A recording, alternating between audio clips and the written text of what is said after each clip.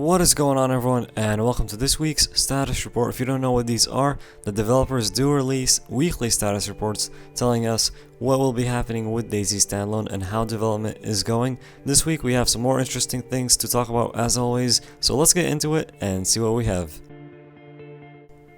Alright, so first we're going to be starting off with the suicide option in DayZ Standalone.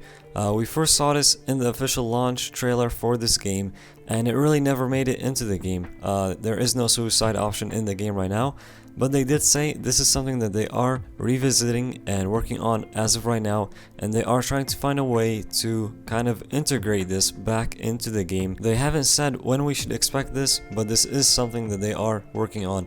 Next, we have the prison. So the prison uniform that we have talked about in the past is finished, and also the prison complex is nearly done. They did say that they plan to also create prison-themed zombies, which sounds pretty cool, which you'll have to face if you want to explore the facility. So that picture there at the bottom is actually of that prison, and then the picture above that is from the DayZ official trailer when they showed someone trying to commit suicide.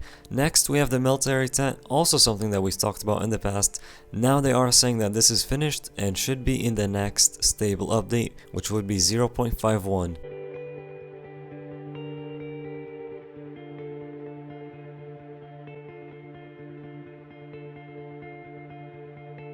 Next, let's get into some of the good stuff here. We have the Steyr AUG or the AUG, and this model has now been finished. As you can see, there's a picture of it that has been released by one of the devs on Twitter, but it does need some animation, CFG, and sounds, so it's still being worked on. But they did say we might be able to see this in the next stable update, but if we do see it, then it will only be the base version of this weapon, as they plan to continue work on it and be able to convert it from just a standard AUG to an HBAR version. So very excited for this weapon.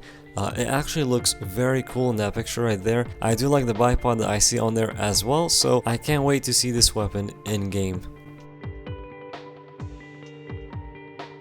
We do also have some more info on the V3S transport truck. As many of you know, this will be the first vehicle coming into DayZ Standalone, and they did say in this status report that they are working on some high quality interior for the V3S with functional gauges, but they did say the initial implementation of the V3S will have just some placeholder interior, so it won't have the high quality version in the first release of the V3S, but in the future we should be seeing that in the game. And that picture at the bottom there of the V3S in the game was released by one of the developers on Twitter, and we kind of get to see the V3S there.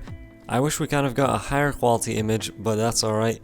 This is going to be it for this week's status report. This next slide, our final slide, is where we get to look at the art, animation, design, and programming that they are working on for this week. If you have enjoyed this video, be sure to hit that like button as well to show your support. Thank you all for tuning in as always, and we'll see you next time.